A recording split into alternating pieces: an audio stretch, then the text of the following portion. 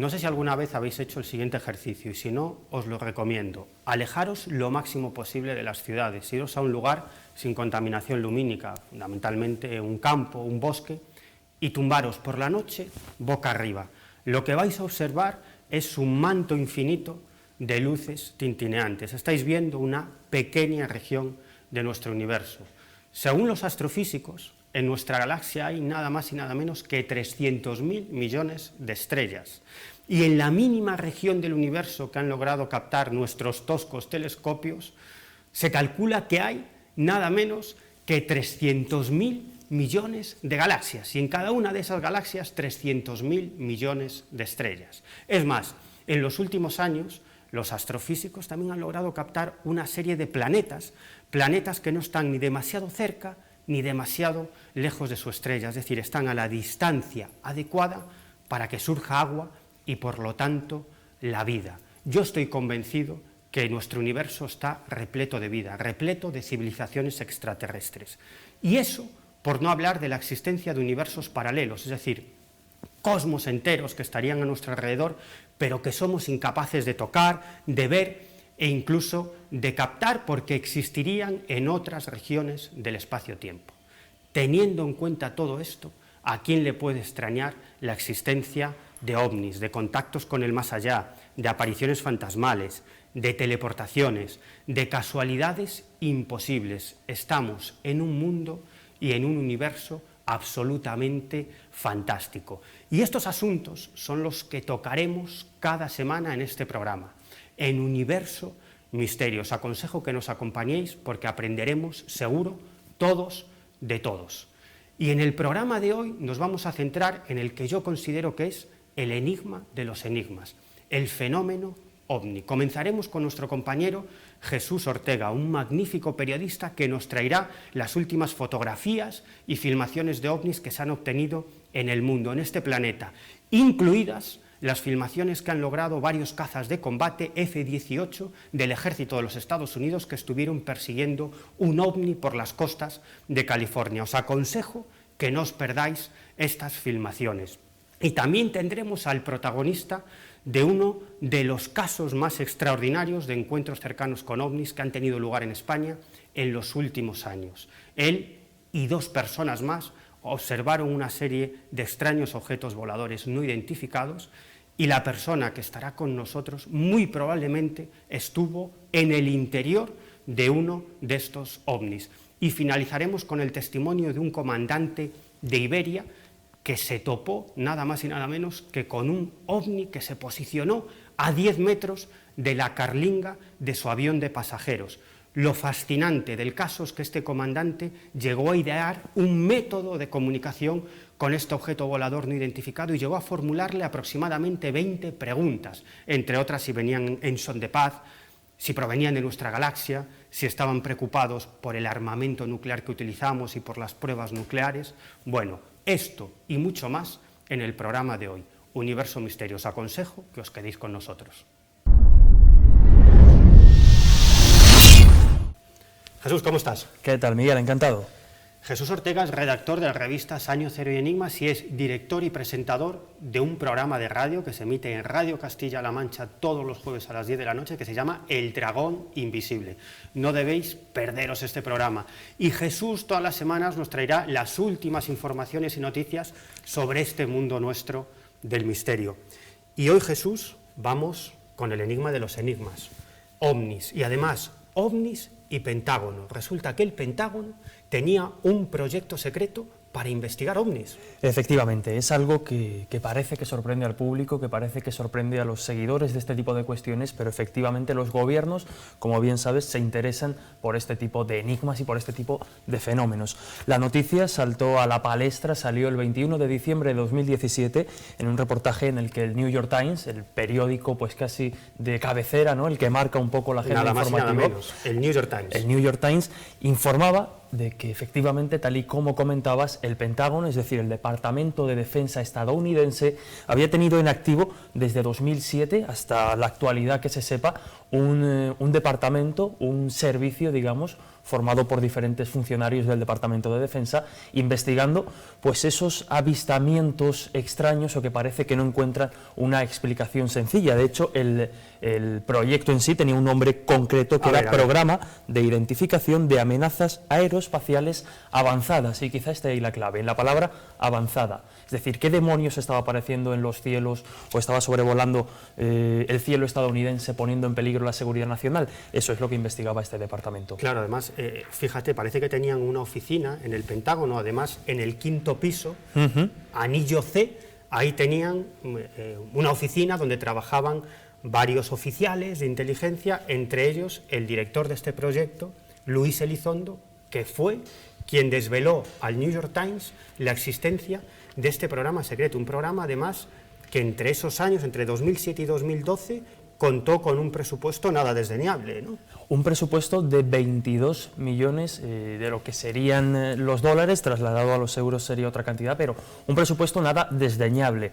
Dentro de todo el presupuesto que cada año pues el gobierno estadounidense ofrece al Departamento de Defensa, en esas cuentas podríamos decir, pues había perdido una partida de 22 millones que era la que estaba destinada a este proyecto. Se habla que a partir de 2012 es cuando ese presupuesto empieza a bajar un poquito, y como bien decías, Luis Elizondo, este funcionario del Departamento de Defensa, que fue el que dio la información, lo hacía cuando se jubilaba, hace poquito tiempo, a finales de 2017, él levantaba la liebre, digamos, de estas informaciones e informaba a 3 periodistas, como decíamos, del medio, el New York Times, pues de esta información. No reveló información demasiado sensible, sí que hizo referencia a algunos casos concretos que ahora señalaremos y comentaremos, pero desde luego no se comprometió a que pudieran acusarle de nada, pero sí que dio información de que efectivamente dentro del Pentágono, ahí es nada, se están investigando los ovnis. No puede revelar información de quién ha sido su sustituto, que es algo lógico, ¿no? No quieren decir quién es el oficial encargado de investigar estos fenómenos ahora,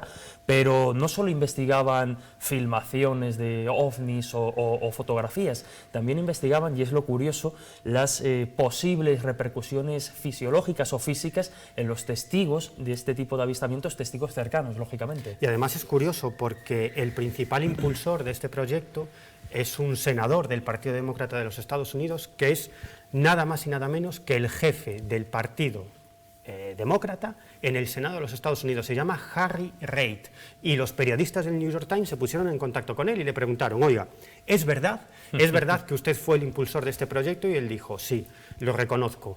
Incluso avaló la veracidad del fenómeno ovni, e incluso llegó a decir que era lo más importante que había hecho durante su carrera como senador de los Estados Unidos, poner en marcha este proyecto. Y además dijo algo muy interesante el senador Harry Reid, que además es un personaje muy poderoso dentro de la política de los Estados Unidos. Dijo algo con lo que yo estoy de acuerdo. Él dijo: quien diga que tiene la solución al fenómeno ovni miente o es un ignorante. Sabemos que hay algo, pero no sabemos su procedencia, es decir, que todavía hay que investigar muchísimo. Y otro personaje también vinculado a este proyecto es Robert Bigelow, que es un multimillonario que además tiene una empresa aeroespacial que es Bigelow Aerospace, ¿sí? Y que además participó, es decir, el Pentágono subcontrató parte de este proyecto con él, y en la sede de su empresa en Las Vegas llegaron a realizar toda una serie de investigaciones con militares que habían estado cerca de ovnis y habían sufrido efectos físicos. E incluso el propio Bigelow, que reconoció también a los periodistas del New York Times que él participó en este proyecto, Bigelow declaró que en la sede de su empresa se llegaron a analizar materiales procedentes de ovnis, nada más y nada menos.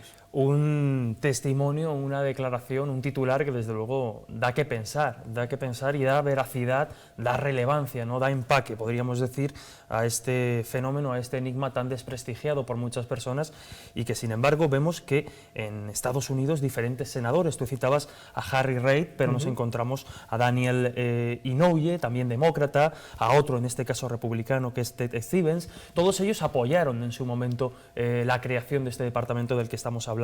Como bien decías, Robert afirmó que dentro de sus instalaciones habían dejado un espacio destinado a la investigación, que es lo que señalábamos antes, bastante interesante, de investigar las posibles repercusiones, ya no solo físicas, sino también psicológicas, de los testigos que han estado cerca o han tenido un encuentro cercano con ovnis. Y luego viene la segunda parte de esta historia, que es incluso más interesante, porque en el momento que se filtra todo esto, y varios medios de comunicación, los más importantes, la CNN, la ABC, la Fox, entrevista a Luis Elizondo, es decir, este oficial de inteligencia que fue director de este proyecto OVNI del Pentágono.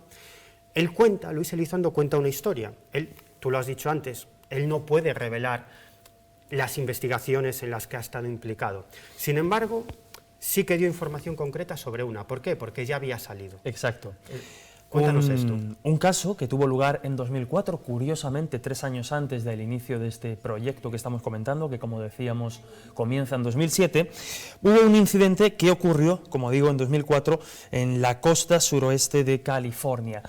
Afortunadamente, por decirlo de algún modo, para Elizondo, un periodista, Robert Powell, sacó, también en 2007, hace poquitos meses, este caso a la luz, después de muchos años de entrevistas con los militares que tuvieron o que estuvieron presentes o fueron testigos de aquel encuentro, y al estar ya publicada la información referente a este caso, en el que, bueno, pues durante unos entrenamientos... A él no le podían acusar de revelar secretos. Exacto, porque era un caso que ya había salido a la luz. Además, es un caso espectacular, ¿no? Eran unas maniobras militares en el que participaban varios portaaviones nucleares que de pronto detectan la presencia de ovnis. No era la primera vez que pasaba, ya en días anteriores habían detectado la presencia de objetos voladores no identificados, que además realizaban una serie de maniobras imposibles, bajaban de los 25.000 metros a los 5.000 metros en cuestión de segundos, y en plenas maniobras detectan varios de estos objetos, se da la voz de alarma y varios cazas de combate salen de la cubierta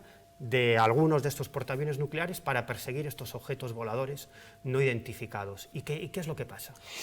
Como bien decías, detectan 2 luces a través también de los radares y demás, inmediatamente estando en las condiciones en las que están, 2 F-18 parten enseguida, y lo que pudieron observar a simple vista, antes de...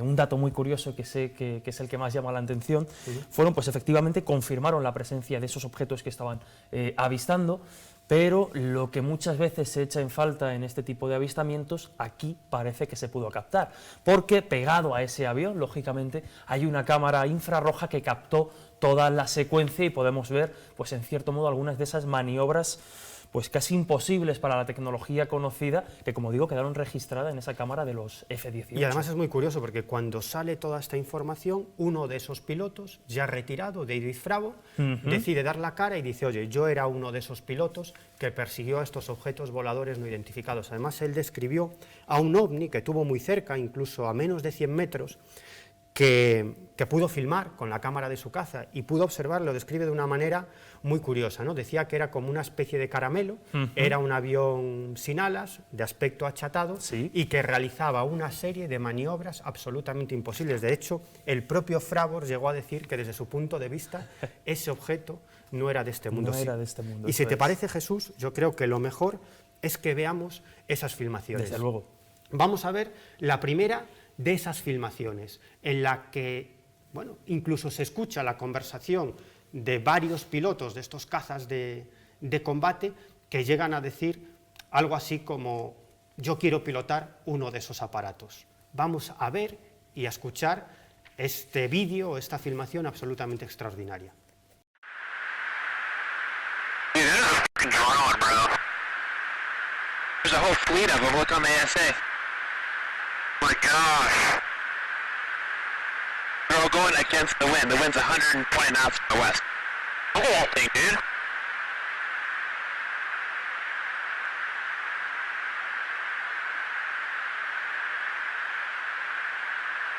That's not our LNS though, is it? It's not. That is the LNS, dude.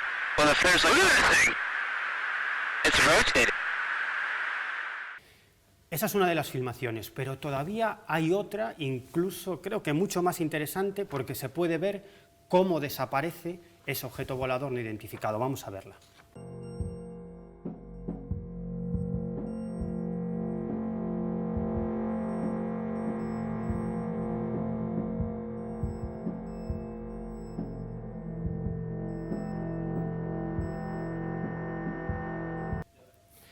Y seguimos hablando de ovnis y más concretamente de filmaciones ovni. Esta se obtuvo el 9 de julio del año 2017 en Yakutia, en Siberia.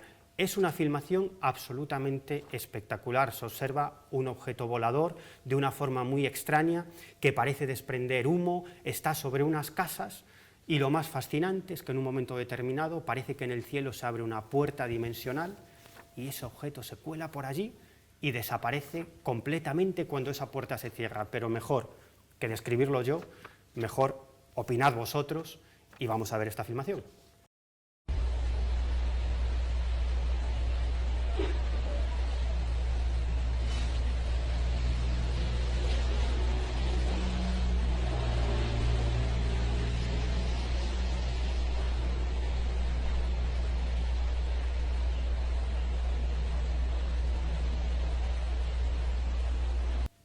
Más filmaciones absolutamente espectaculares. Sábado 30 de diciembre del año 2007, en Ocaña, Colombia. Decenas y decenas de testigos filmaron una luz impresionante en el suelo que a veces parecía aumentar, disminuir de luminosidad y que llegó a provocar el pavor en algunos de los testigos. Vamos a ver una de estas filmaciones. Esto es un ovni. Esto es un ovni, claro. Mira cómo la luz. Mira el destello que hace. Mira, está cayendo otra cosa, ¿sí ves? ¿Sí ves? ¿Sí ves? Cae como que... No es una estrella, no es un avión, es Superman. Uy, pero es que alumbra mucho, mano. No, es la evidencia. Pero toca para mandarlo para Caracol, que está bien mal. Estaba muchísimo. No, lástima que haya tanta... Sí, tanta nube. Claro que es que... Llegamos. Pues madre, ¿qué era esa vaina, mano? Y en la siguiente filmación, también de este ovni de Ocaña, vamos a ver cómo en un momento determinado esta extraña luz desaparece de repente.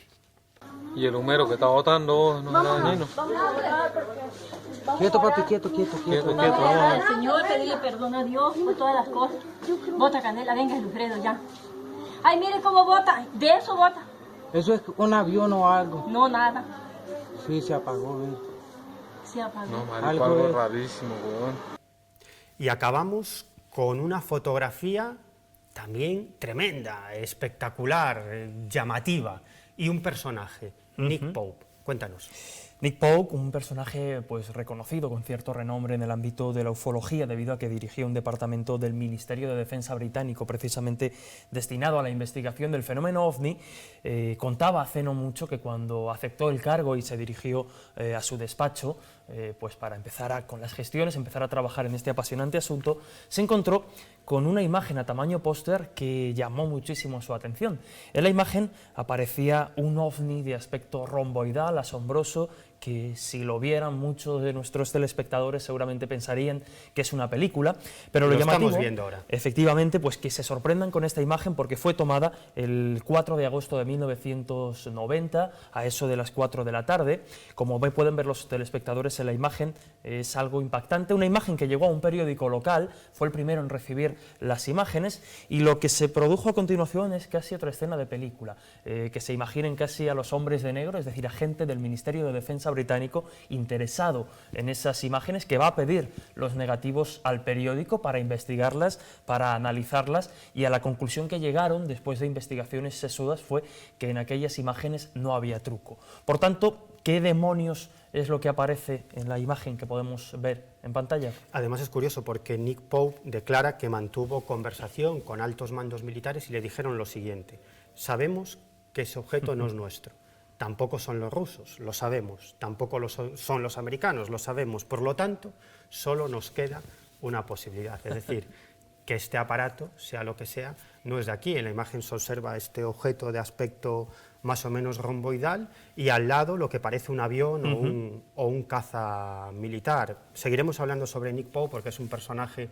fascinante, un tipo que era funcionario del Ministerio de Defensa británico y que en un momento determinado lo cambiaron de puesto y lo pusieron a trabajar en el departamento OVNI del Ministerio de Defensa británico. Ahí se encontró con casos fascinantes como este que nos acabas de narrar. Oye, Jesús, pues muchas gracias. Gracias a vosotros, como siempre, y seguimos informando de estas noticias tan curiosas. Hasta la próxima semana.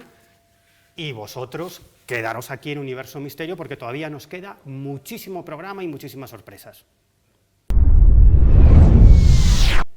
Agosto de 2015, 3 personas protagonizan un increíble encuentro cercano con ovnis, con muchos ovnis, en Altea la Bella, en Alicante. Y hoy tenemos en este programa, en Universo Misterio, a uno de los protagonistas, a uno de los 3 testigos principales de este caso. Él incluso llegó, yo creo que llegó a entrar en uno de estos objetos voladores no identificados porque hay una parte de ese avistamiento que no recuerda demasiado bien. Incluso decidimos someterlo a una regresión hipnótica para recuperar parte de esos recuerdos perdidos del caso, del encuentro cercano. Lo hemos grabado y hoy aquí en Universo Misterio, en rigurosa exclusiva, podremos ver parte de esa regresión hipnótica en la que nuestro invitado recuerda haber estado en el interior de uno de esos objetos voladores no identificados. Y sin más, vamos ya a saludar a nuestro invitado. ¿Qué tal estás, Francisco? Muy bien, encantado de estar aquí contigo. Francisco Moset, músico, empresario, y sin beberlo ni comerlo, de pronto un día te encuentras con un fenómeno que yo creo que te trastocó la vida. Hemos hablado mucho de esta historia, yo creo que incluso hemos hecho una muy buena amistad y me has contado esto en muchísimas ocasiones, pero para situarnos, ¿cómo empieza eso? ¿Tú habías sufrido un accidente de moto? Sí, yo salgo de una baja de 14 meses, ¿no? y decido irme a Altea porque es el cumpleaños de mi padre y de mi hermana que los celebran el mismo día. Y nos bajamos fue el día 17, el cumpleaños era el 14, pero esto es el 17. El 17 nos bajamos a Altea a cenar. Y estuvimos hasta la 1 de la noche más o menos, ¿no? Nos subimos ya para Altea la Bella, porque donde ocurre esto es en Altea la Bella con V, ¿vale? Al pie de las montañas, que mi hermana tiene una pequeña finquita allí, ¿sabes? Y bueno, cuando llegamos decidimos tomar algo al pie. No nos fuimos ni al jardín ni nos fuimos al huerto, lo que hicimos fue irnos a un lateral de la casa, ¿no? Que es la entrada del garaje. Y ahí pusimos una mesa y pusimos unas sillas. Estaba también mi padre se fue para dentro enseguida de la casa. Lo que pasa es que su habitación daba justamente a donde nosotros estábamos sentados, ¿no? Mi hermana se situó a la derecha de mí, mi cuñado se situó enfrente, ¿vale? A unos 2-3 metros aproximados, o sea, mi hermana estaba a la derecha y mi cuñado enfrente. Y empezamos a hablar de cosas de cuando estábamos en los colegios, ¿no? De cuando éramos pequeños, de trastadas y esto. Y en ese momento estaba mi cuñado hablando. O sea, una conversación intrascendente totalmente. De trastadas de pequeño, del colegio, riéndonos y pasando el rato, ¿no? Una buena noche. Y escuchando a mi cuñado, por encima de su cabeza, ¿sabes? En la distancia, arriba, un poco más arriba de él, ¿no? Porque tú piensas que estamos a unos 3 metros separados, ¿no? Entonces, la orientación que... Sí, exacto, porque mi hermana está a la derecha. La orientación que tengo de mi cuñado, justamente tengo todas las montañas detrás, ¿vale? A lo lejos, ¿no? Entonces yo escuchando a mi cuñado, me llama la atención que empiezo a ver unos rayos azules, ¿vale? Razoné inmediatamente, mi mente razonó, ¿no? Y pensé en una tormenta. Lo que pasa es que lo descarté inmediatamente porque los rayos eran dentro de lo grandes que eran y me llamó mucho la atención que eran un azul muy intenso, no eran blancos y además no llegaban al suelo, ¿sabes? Eran en un espacio ahí arriba, pero en un pequeño espacio. Y entonces se sucedieron cada unos segundos, no sabría decir 10 segundos, se sucedía una tanda de estos pequeños relámpagos azules. Entonces, a la 5ª o la 6ª vez que ocurrió, en ese momento ya, porque ya después de descartar en mi mente, sabes, que pudiese ser una tormenta o algo así, les dije que mirasen lo que estaba ocurriendo, ¿no? Les dije, mirad lo que está pasando ahí. Entonces mi cuñado, que estaba justamente ocurriendo detrás de él, mi hermana miró, pero mi hermana no vio nada de esto. De esta primera aparición no vio nada, ¿no?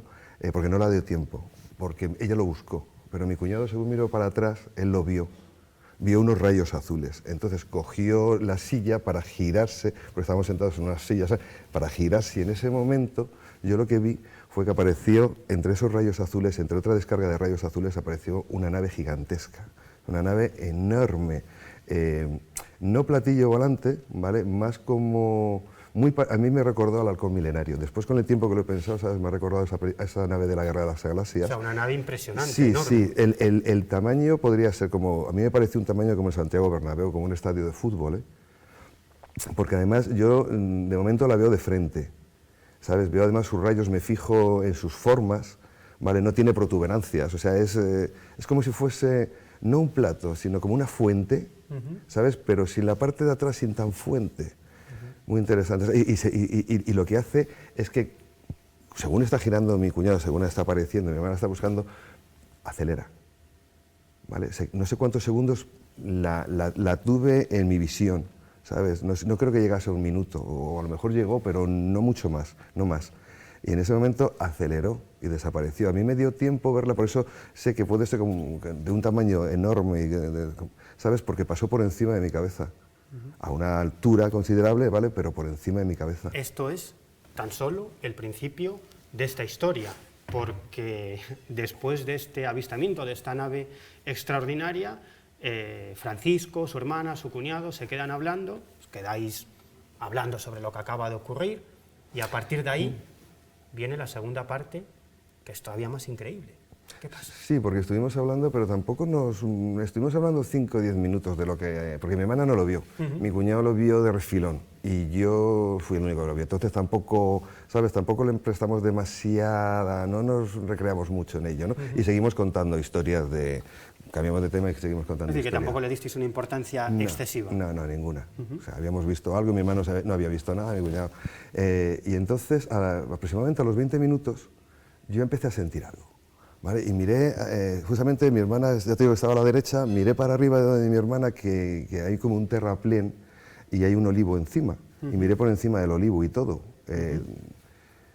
Pero nada, ¿no? Y entonces en ese momento me giro, miro a mi cuñado y según estoy mirando a mi cuñado, que le tengo enfrente, ya te digo, a unos 3 metros, veo de la nada, ¿vale? De la nada, veo aparecer una luna. O sea, veo aparecer una esfera amarilla del tamaño de una luna, o sea, eran como lunas, pero es que en ese momento cuando yo veo la esfera yo pienso automáticamente que estamos cerca de Benidorm, relativamente estamos cerca de Benidorm, ¿vale? No llega a 20 kilómetros, y que podría ser una discoteca, un foco de Benidorm, lo que pasa es que están prohibidos los focos, entonces no se utilizan, pero bueno, pensé que puede ser un foco, pero mientras que estoy pensando esto, mientras que estoy pensando que puede ser un foco, ya había 3 o 4 esferas. Cuando yo quise decir mirar, a mi hermana y a mi cuñado quise decirles mirar y señalarlos, ya habría 9, 10, 11, porque llegaban a una velocidad, no sé describirlo, aparecían de la nada. Es como si hubiesen abierto un portal, ¿vale? Y ahí hubiesen aparecido, una puerta y aparecían. Eso sí, ellas no estaban quietas, no estaban paradas. Esto es increíble, esto es increíble, cuéntalo. Tenían unos movimientos entre ellas increíbles. O sea, no hay nada que tengamos el ser humano, no hay ninguna tecnología que pueda representar eso. Si cogiésemos una caja y metiésemos unas canicas y consiguiésemos que no se tocasen entre ellas ni se rozasen y las metiésemos en una centrifugadora, los movimientos que se producirían, esa velocidad que se producirían entre ellas, seguramente es lo que yo vi. Es decir, que esas bolas luminosas, que ya cuántas podrían ser, 9, 10, 12... Cuando ellos miran, más o menos ya había unas 12. Mi cuñado fue el que las contó, esto fue después, porque luego después cuando hablamos, y contó 24. Pero eran unas bolas luminosas enormes, del tamaño de la luna, y que se movían... Del tamaño de la luna, pero no eran... Unas alrededor de las otras... Desprendían luz, una luz amarilla, pero no era una luz como puede ser un foco.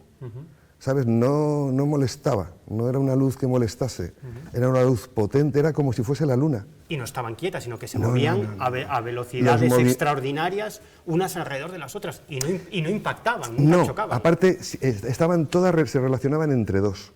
O sea, siempre había dos haciendo un movimiento, ¿no? Si dos estaban haciendo este movimiento, otras dos estaban haciendo aquí este otro movimiento. Se relacionaban entre dos y luego estaban totalmente relacionadas entre ellas. Parecía un organismo vivo, porque según los movimientos que estaban haciendo en ese espacio, en ese gran espacio, ¿vale? Porque era mucho espacio, pero si hubiésemos podido cuadricularlo, habría salido un cuadrado y de ahí no se hubiesen movido.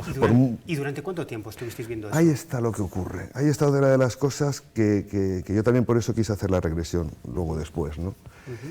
Porque yo lo que hago es que empiezo a concentrarme en una de las esferas, me llama mucho la atención.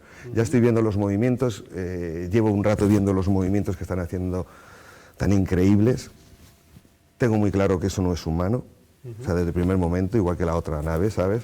Pero empiezo a concentrarme con una de las esferas, que es justamente la esfera que hay en la esquina de la derecha, que hace una relación con otra de las esferas de subir y bajar. A unas velocidades, ya te digo, la velocidad es increíble, los movimientos, o sea, además la aceleración y de la desaceleración, o sea, impresionante, no tenemos nada nosotros. Es decir, que tú te fijas en dos de esas... Sí, y de esas dos me centro en una. ¿Y qué pasa luego? Yo empiezo a centrarme en una y entonces lo que ocurre es que dentro de esa luna amarilla que son, ¿no? Porque son como lunas, lo que empiezo yo a vislumbrar, ¿vale? Es una pequeña línea negra en el medio y a los lados otras dos, pero son muy, muy finas, ¿vale? Como las figuras de Giacometti, o sea, muy alargadas, estilizadas, tiradas, ¿sabes?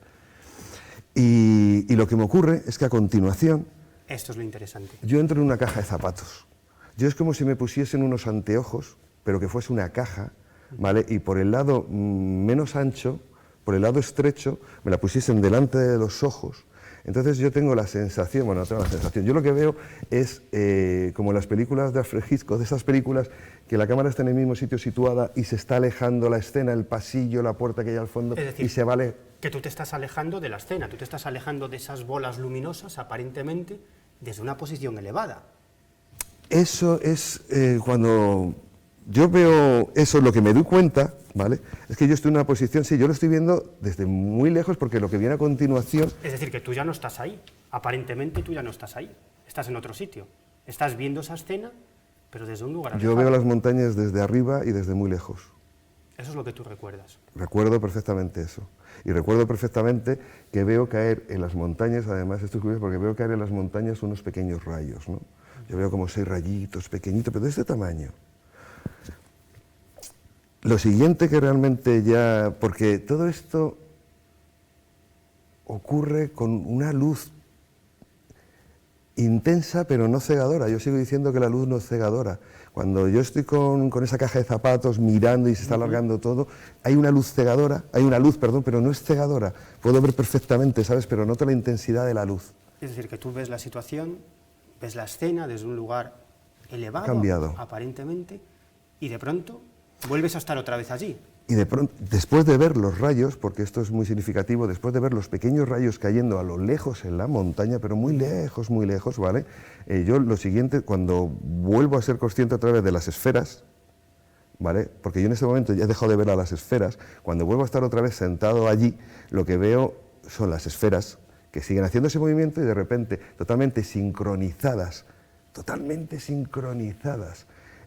a la vez, al unísono, se convierten en 3 grupos, se conforman en 3 grupos, ¿sabes? Uno que queda justamente a mi derecha, otro que queda a mi izquierda y otro que queda en mi frente, ¿vale? Mi hermana está a mi derecha, para que recordar, y mi cuñado está allí delante, ¿vale? Que él ya da la vuelta a la silla y está mirando. Y en ese momento lo que ocurre es que el grupo de la derecha, todo esto ocurre a la vez, ¿eh? El grupo de la derecha sale dirección Barcelona, que mientras que lo piensas ya están más allá de Marsella, porque a la velocidad que se desplazaron, ¿sabes?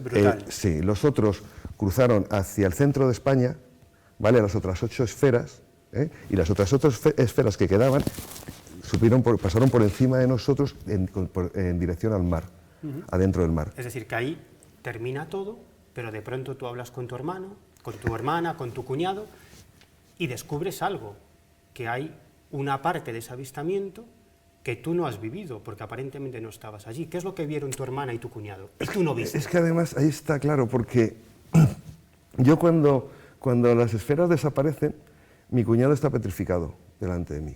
Y mi hermana está levantada de pie, que yo no la he visto cuando se ha levantado de pie, está levantada de pie girando sobre sí misma, con las manos así, girando sobre sí misma, y repitiendo en letanía, ¿sabes? Yo no sé lo que he visto, pero sé que he visto algo. Yo no sé lo que he visto, pero sé que sí he visto algo. Girando sobre sí misma. No sé cuánto tardó en sentarse, ¿Sabes cuánto tardó el tiempo en mi hermana calmarse y poderse sentar? Si fueron 5 minutos, 10 minutos, ¿no? Sé que estuvimos en silencio, lo que más, además me llamó muchísimo la atención, porque mi hermana vive en una finca donde hay fincas al lado, ahí todo el mundo tiene sus perros, el que no tiene uno tiene dos. Vale, los perros tienen el cantar por las noches en las fincas, oyen un ruido, ladra uno, el de la finca de enfrente ladra, el de la otra ladra, el de la cabaña de más al lejos ladra, ¿sabes? Y todos ladran, ¿no? Además oyes los grillos, estamos en el campo, al lado de las montañas. El silencio era absoluto. Silencio absoluto, ni un perro ladrando, ni un grillo, ni un coche en la lejanía, nada, absolutamente nada, ni un ruido. Eso sabes que es una de las características fundamentales de los encuentros cercanos con ovnis, es decir, es como en el momento que aparecen esos extraños objetos voladores, es como si todo se apagara, ¿no? Es como si no hubiera sonido, es como si no hubiera sonido ambiente, es como si los testigos estuvieran como en otra realidad, ¿no? Y cuando el fenómeno desaparece, vuelve la realidad, vuelve la sensación térmica, vuelve el sonido ambiente. Es lo que tú has vivido, en cierto Yo además me sentía difuminado, no estaba completo, no sabría cómo explicártelo, ¿vale? Pero yo me sentía difuminado, me sentía como la mantequilla en el pan, ¿sabes? Extendido. Perdona. Y ahí es cuando tú hablas con tu hermana y tu cuñado y te dicen... Yo todavía no puedo hablar muy bien, ¿vale? A mí lo que me hace volver en mí, ¿vale? Totalmente, 100%, es que mi padre se asoma y nos gasta una broma, porque mi padre cree que estamos de juerga. Y en ese momento me levanto y voy hacia la ventana para decir a mi padre, papá, no veas lo que hemos visto, pero yo no puedo hablar. Entonces le digo a mi hermana, que ya está un poco más tranquila, le digo, cuéntale a papá lo que ha ocurrido. Y yo voy y me siento. Y mi padre decide salir. Mi padre es una persona que desde de toda la vida siempre usó Barón Dandy. Y es además los que les gusta oler bien a Barón Dandy, ¿no? Entonces, mi padre, antes de salir, se debió de echar, estamos hablando ya de las 2 de la mañana, 3 de la mañana, se echó otra vez, se debió echar colonia. Porque cuando salió, yo estaba sentado y a mí lo que realmente me hizo volver fue el olor, el aroma de mi padre, del Barón Dandy. Porque yo vuelo a mi padre, yo estoy sentado mirando para las montañas, ¿vale? Y ese olor me hizo volver realmente en mí. Y ahí es cuando tú hablas con tu hermana. Exacto, ahí es cuando empezamos a hablar. Y tu hermana te cuenta que ellos han vivido una escena que tú no recuerdas. Ellos dos, tanto tu hermana como tu cuñado. Ellos, además, gracias a ti, yo tuve la oportunidad de hablar con Paloma, con su hermana y con el marido de Paloma, y ellos describían una serie de luces en forma de ADN que caían al suelo, muy cerca de ellos, y que además, Francisco, llevaban un movimiento, tu hermano decía que era como si bailaran. Claro, ¿no? es lo que yo veo desde lejos. O sea, esos son los rayitos que yo veo caer en la montaña a lo lejos, muy lejos y muy chiquititos. Bueno, entonces cuando yo les digo, porque estamos hablando de las esferas, porque mi hermana, como no había visto la otra, pues no les hablo de ellas, ¿sabes? Estamos hablando de las esferas, ¿no? Y les digo, bueno, ¿y los rayitos esos que han caído en la montaña? Y me dice mi hermana, ¿cómo que rayitos? ¿Cómo que rayitos pequeños que han caído en la montaña? Se han caído a 1 metro nuestro, ¿sabes? Y se han estado moviendo aquí en el suelo. Eran como una especie de rayos, pero... Eran en forma de 8, como el ADN. Como el ADN. ¿Vale? Porque yo lo veo pequeño, ¿vale? Pero yo veo el espiral, la espiral. Pero mi hermana lo vio y mi cuñado lo vieron a 1 metro. Es decir, que ellos estaban observando esa escena, esos rayos en forma de ADN que caían a 1 metro o a 2 de ellos y que realizaban además un movimiento muy extraño, como si estuvieran bamboleándose de un lado a otro, y eso mismo tú lo estabas viendo desde una posición elevada. Y muy lejos y muy pequeños. Claro. Porque mi hermana dice que son enormes y que cayeron de arriba, cayeron de las naves, o de las esferas, o de, ¿sabes? Claro, y es por esa razón, cuando te entrevisto en varias ocasiones, es por esa razón por la que decides someterte a una regresión hipnótica, para tratar de saber qué ocurrió en ese momento, en esos momentos en los que tu hermana y tu cuñado están viendo esos rayos de luz que caen a su lado y tú lo estás viendo desde una posición elevada. Tú querías saber dónde habías estado y qué es lo que te había ocurrido en ese lapso de tiempo. Y al final decidimos acudir a Horacio Ruiz, que es un hipnólogo, un hipnoterapeuta muy, muy prestigioso, y realizamos esa regresión hipnótica. Yo creo que lo mejor, porque esa regresión la grabamos, es ver al propio Horacio Ruiz explicándonos en qué va a consistir la regresión que va a efectuar sobre nuestro invitado, sobre Francisco Moset.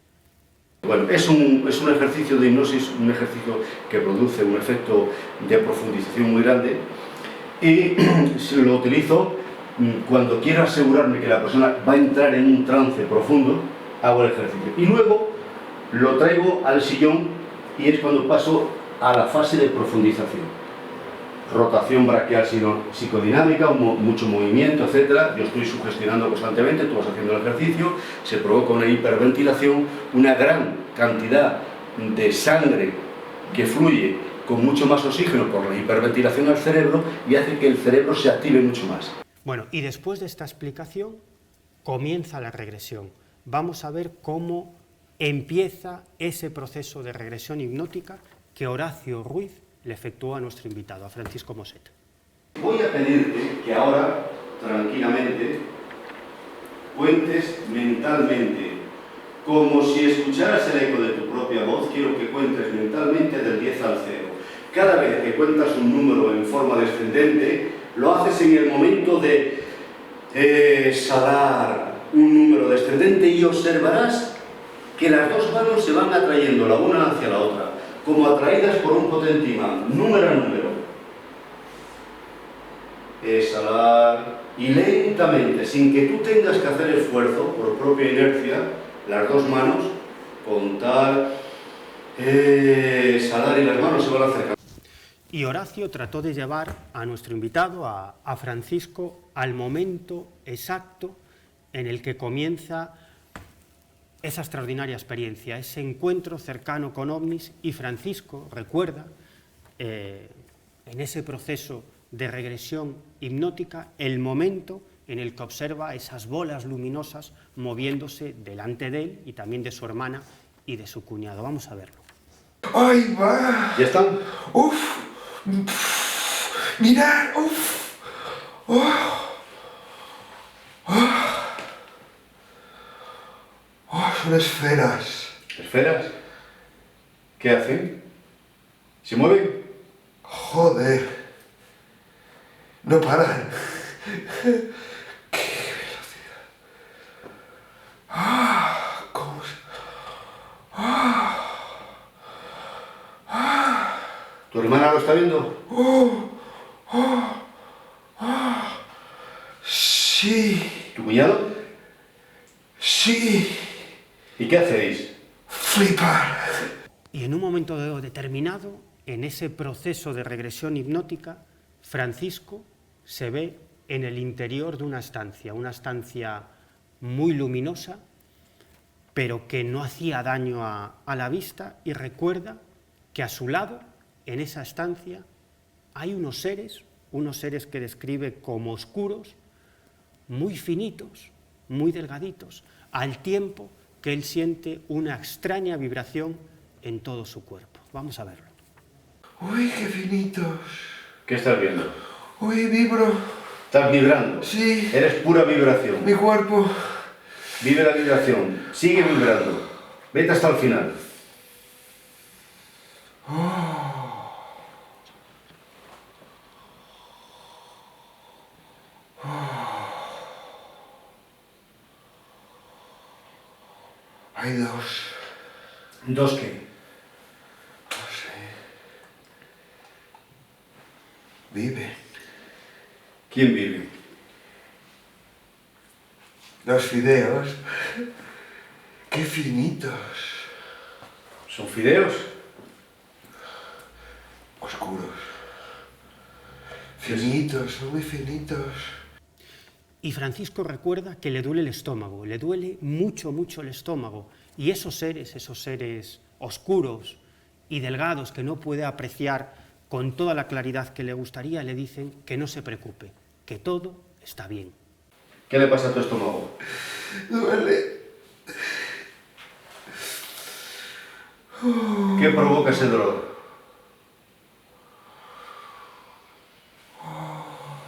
No pasa nada. Está todo bien.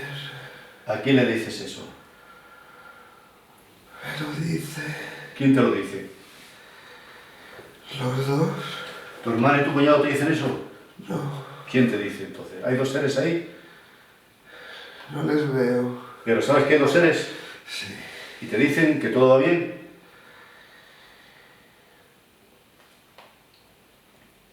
¿quiénes son esos seres? ¿Los conoces? Francisco, ¿cómo eran esos seres que recordaste en esa regresión hipnótica? Porque tú recuerdas estar en una estancia luminosa, aparentemente tumbado, y a tu lado describes unos seres que dices que son como fideos, que son negros, muy finitos, pero también te duele el estómago, sientes una vibración en tu cuerpo. Vibra todo mi cuerpo. No me digas por qué ni cómo, pero todo mi cuerpo está en vibración. Y siento una presión en el abdomen, ¿vale? Y ellos, lo que recuerdo que tengo de ellos son, ya te lo he dicho varias veces, pero es que es así, son figuras de Giacometti, son esas figuras alargadas, finas, ¿sabes? Y lo que sí que me llamó mucho la atención fueron los dedos. En sus dedos unas... Describe cómo eran sus manos. Eran increíbles, si cogiésemos una medusa y la viésemos desde abajo, ¿vale? Y la quitásemos los filamentos, sería muy parecido, ¿no? El borde lo tienen en las yemas. Es decir, porque tú lo que ves es una mano de 4 dedos. 3 o 4, desde luego 5 no tiene, yo creo que son 3 o 4. 3 o 4 dedos. Sí. Dedos 4, muy largos, puede ser 4, sí. Y además dedos que parten de la muñeca, es decir, esos seres no tienen palma, sino que esos dedos parten de la muñeca, son 3 o 4 dedos muy largos, y en la punta de esos dedos describes algo muy curioso. ¿Qué es? Esa membrana, tienen una membrana, ese estilo de medusa, ¿sabes? Que yo además, sin que ellos, porque a mí yo no recuerdo que me dijesen nada ni nada, pero yo siento que con eso, al rozarte o tocarte, tienen información. No sé qué tipo de información, ¿no? No sé si es porque me debieron de rozar, pero sí que me llama muchísimo la atención. Es cierto, porque en la regresión hipnótica tú recuerdas, tú tienes la sensación... Es que no he sido capaz de verla hasta que no... La hemos visto juntos. Me ha costado 2 años verla, creo, o sea, 1 año y pico. 1 año y pico. Sí, largo. Porque hicimos esa regresión con Horacio Ruiz, lo grabamos en audio, en vídeo. Tú te llevaste las tarjetas con las filmaciones de esa regresión, pero no te atreviste a verlo. Y lo vimos hace unas semanas, lo vimos los dos juntos, en tu casa, y desde luego quedaste muy, muy impresionado, mucho. Intenté verlo cuando llegué a casa, a la semana intenté verlo, pero según lo puse lo tuve que quitar, porque me afectó muchísimo. Y en esa regresión hipnótica, tú rememoras que esa especie de ventosilla, cuyo interior es de un color así rojizo, que sirve para captar los pensamientos, las sensaciones de una entidad biológica. Además recuerdo que dices esa frase, como es captar las sensaciones o los pensamientos de cualquier entidad biológica. Es decir, tú tienes esa sensación, y te lo comenté. Hay un aspecto muy curioso, y es que yo creo que muchos de nuestros espectadores recordarán el famoso caso Roswell, es decir, el estrellamiento de un platillo volante en Nuevo México en el año 1947 y la recuperación de los restos de ese objeto volador y de varios de sus tripulantes. Hay muchísimos testimonios sobre este caso.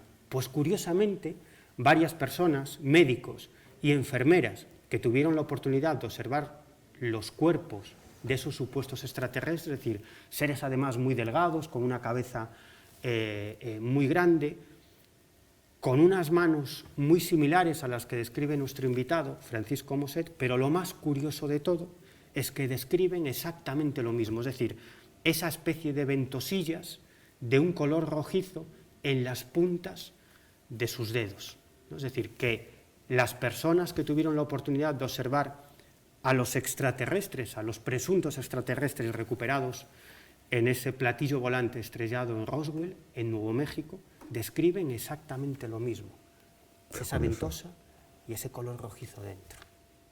Alucinante, ¿no? Sí, además otra cosa que recuerdo de la ventosa es el borde, ¿vale?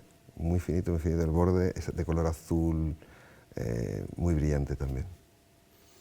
Pues Francisco, oye, muchísimas gracias. Un placer. No sabes cuánto te agradezco que hayas contado ante las cámaras esta experiencia y que la hayas compartido con todos nosotros. Yo sé que todo lo que te ocurrió es real, porque además, gracias a ti, he tenido la oportunidad de hablar con tu hermana, con el marido de tu hermana, y no hay ninguna duda, habéis vivido una experiencia, yo creo que muy interesante, que os ha cambiado la vida, fundamentalmente a ti, Y yo creo que esta experiencia te ha hecho también buscar respuestas de muchas cosas, que es un común denominador en muchísimos casos de encuentros cercanos con ovnis, ¿no? Es como si los testigos, a partir de ese momento, buscaran respuesta, ¿no? Y se produjera incluso una apertura de conciencia. Bueno, hasta aquí el caso protagonizado por Francisco Moset, pero de verdad, vosotros no os vayáis porque todavía nos queda la entrevista con ese piloto de Iberia, Juan Ignacio Lorenzo Torres, que tuvo a 10 metros de la carlinga del avión de pasajeros que pilotaba un objeto volador no identificado con el que llegó a comunicarse e incluso a realizar a esos tripulantes de ese ovni 20 preguntas que contestaron convenientemente. No os perdáis la siguiente entrevista.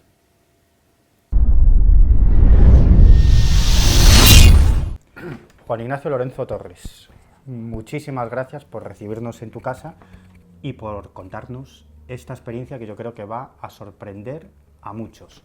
Juan Ignacio Lorenzo Torres es un piloto con muchas horas de vuelo y muchos años de experiencia que el 4 de noviembre del año 1968 protagonizó uno de los incidentes más fascinantes, más interesantes y más enigmáticos de la historia, no solo de la ufología española, sino también de la ufología mundial. Y hoy ha tenido a bien contarnos esta vivencia extraordinaria. Pero antes de entrar en el incidente en sí, Juan Ignacio, me gustaría que nuestros espectadores te conocieran un poco más, porque tú has sido piloto durante muchos años, primero piloto militar, piloto de caza de combate, luego has volado en diferentes compañías, en aeronaves comerciales, pero cuéntanos, ¿cómo empezaste a volar y cuál es tu experiencia en el mundo de la aeronáutica?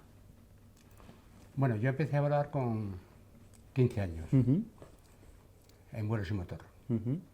Y ya en ese momento me enamoré de la aviación. Y más tarde ingresé a la Academia General del Aire y después de la Academia General del Aire pasé a la compañía Iberia y en la compañía Iberia estuve 28 años, 28 años sí, y volé por todos los aviones que había, de las flotas diferentes que tenía la compañía Iberia. Pero antes de pasarte a la aviación civil, fuiste piloto de combate, sí, piloto militar, e incluso participaste en alguna misión en conflicto.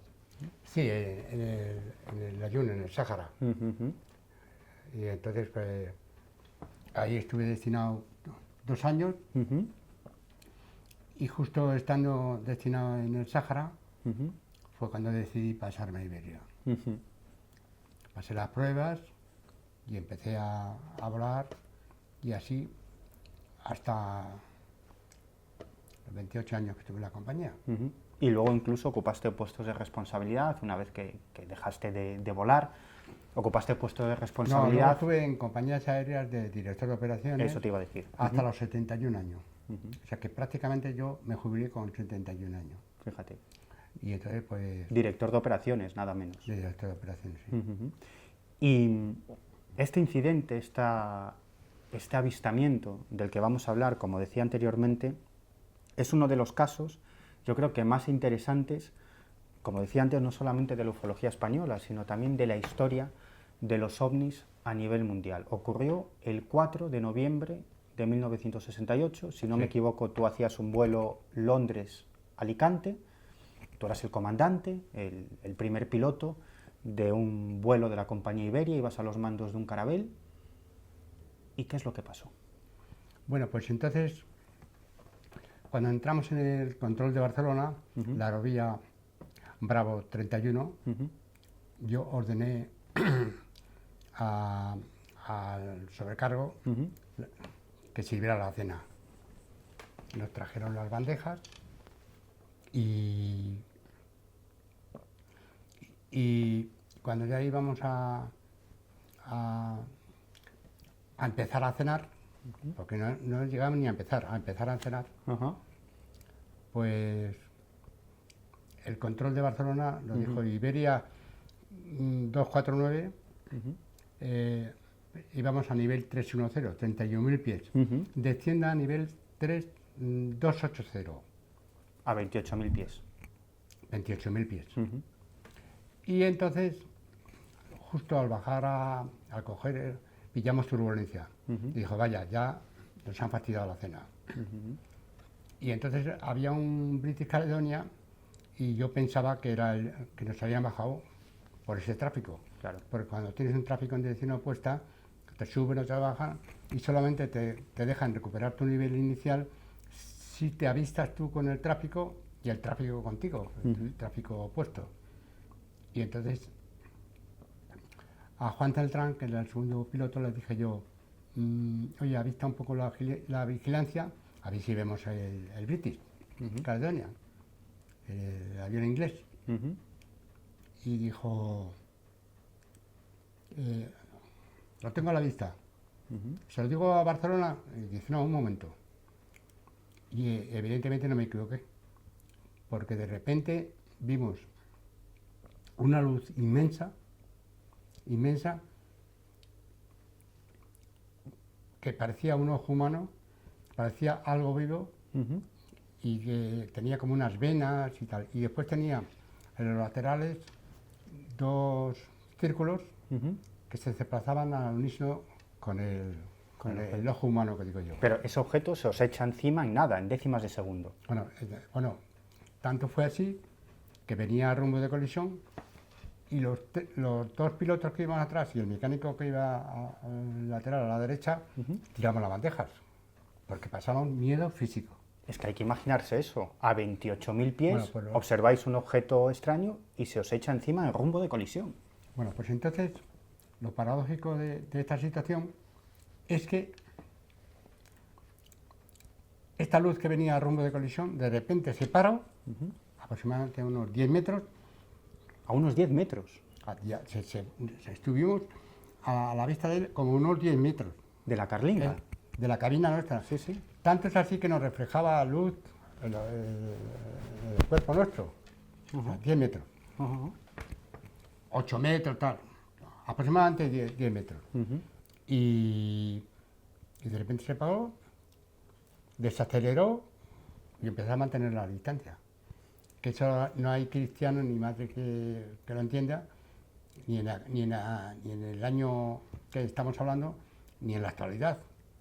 Y entonces... Ni en 2018, ni en 1968, todavía menos cuando ocurrió este incidente. ¿Qué objeto es capaz de lanzarse en rumbo de colisión contra un avión, frenar y mantener el ritmo de vuelo de ese Pero avión? en dirección contraria, él. Claro, hacia atrás, él iría hacia atrás. Nosotros estábamos, que no lo creíamos, y de repente empezaba a evolucionar a la derecha, a la izquierda, abajo, arriba, tal, y a veces solo era el círculo central el que se desplazaba, otras veces eran los tres, y ya no sabíamos qué pensar. Además se trataba de un objeto muy extraño, porque tú dices que era como una especie de ojo con venas, ¿no? Sí, algo vivo. Algo vivo.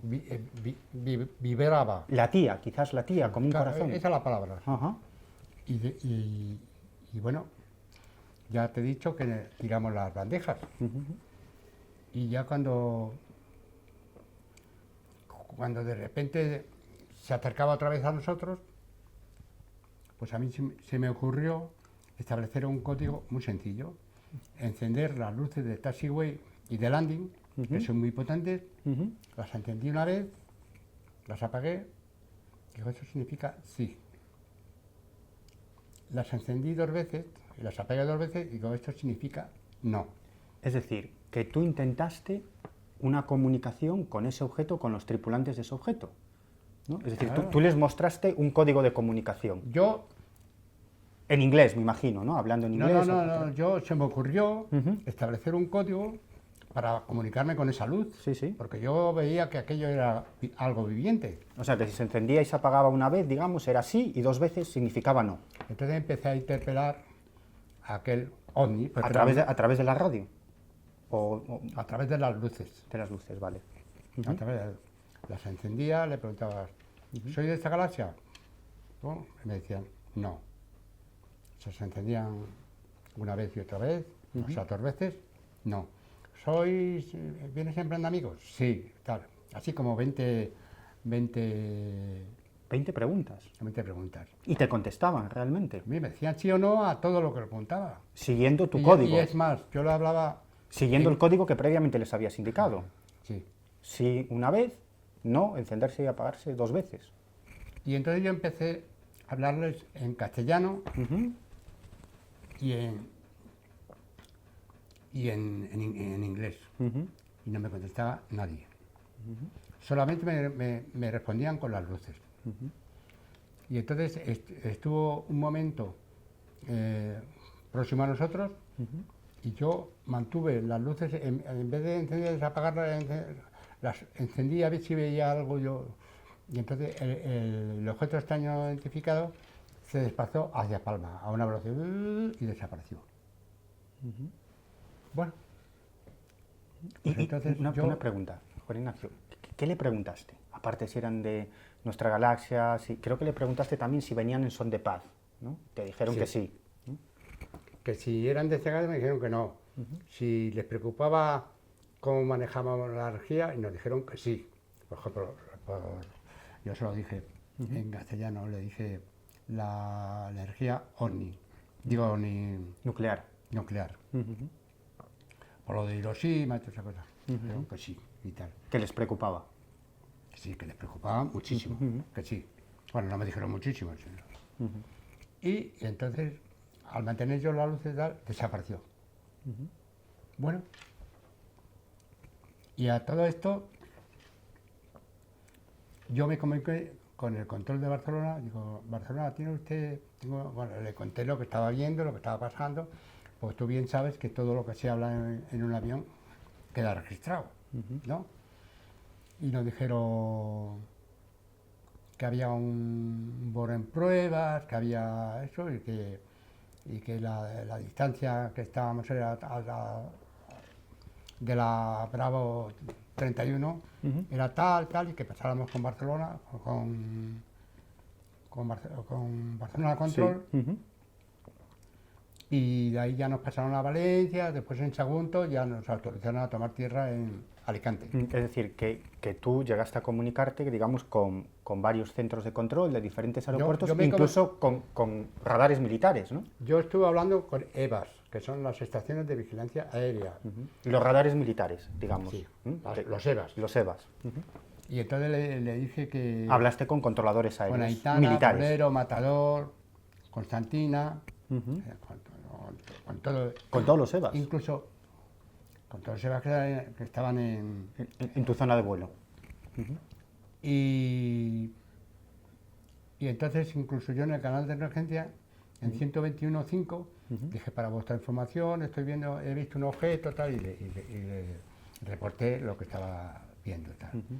Y bueno, ya por fin, Sagunto pasa a Alicante, tomamos tierra y ya nos fuimos al hotel. Y al día siguiente hacíamos Alicante, Barcelona, Madrid. Y cuando nos recoge el coche de tripulaciones, digo, oye, lo de ayer, dice, yo no he dormido nada, dice, yo tampoco. O sea, ninguno de los 3 de la cabina vimos. Es más, yo, cuando el ONI estaba, una zapata, la hice pasar, digo, ¿eso qué es? Digo, eso quisiéramos sabértelo explicar, pero tal. Esa zapata luego resulta que era novia de un periodista, ya te lo contaré más tarde, la importancia que tiene este caso. Porque de ahí surge la historia, de ahí se dio a conocer. Ese fue el que dio a conocer. Y bueno, total, que bueno, pues al día siguiente hacíamos, como ya te he dicho, Barcelona-Madrid. Y al llegar a Barcelona, el conductor del Follow Me me dice, comandante Lorenzo Torres, que jefe de alerta y control, Tente Coronel Aleu, quiere hablar con usted. Y eso como cuando te para la Guardia Civil. Y dice, joder, algo he hecho. Pues tal. Y bueno, y entonces me fui a su despacho. El Tente Coronel Aleu era el jefe de control de la zona de Barcelona. Y me encontré yo lo conocía de la academia. Y me intentó poner, y estaba muy nervioso con un papel. ¿Habéis sacado fotografías? ¿Habéis sacado fotografías? Tal. ¿Cómo era? ¿Qué hiciste? ¿Qué hablabais? ¿Qué? Oye, muy acelerado, muy acelerado. Y yo me tranquilicé, digo, oh, por lo menos no... Este me quiere hablar del avistamiento de ayer, no que haya hecho algo total, incorrecto. Y entonces empezó mucho tiempo enseñándome tal, porque el Bravo 81 lo han detectado, hay 2 ecos, empezó hablando él solo. Es decir, que habían localizado el OVNI varios radares militares en España. Y él cometió una imprudencia tremenda, a mi manera de verlo, ¿no? De verlo. Le dije, mi titular, ¿me podía dar una multicopista? Que entonces no era... Y dijo, bueno, con mucha discreción, y me la dio. O sea, te dio los informes de los radares. Toda la información. Toda la información que tenía él, porque él era el jefe de alerta y control de... Y me la dio. Y fui al avión y resulta que digo, no, era lo de ayer y tal, y me mandaron el informe y tal. Y yo no di mucha importancia que me lo diera, había que tener mucha discreción. Pero como ya te he dicho, la Zapata esa tenía un novio que era periodista. Y claro, de la revista Triunfo. Y me llama un día por teléfono, comandante Lorenzo, mire, soy tal, bueno, no me acuerdo los nombres, ¿no? Y dice, ¿podía hacerle una entrevista? Digo, no quiero fotografías, no. Total, que vino a casa y le conté más o menos de palabras, digo, oye, esto con discreción, tal.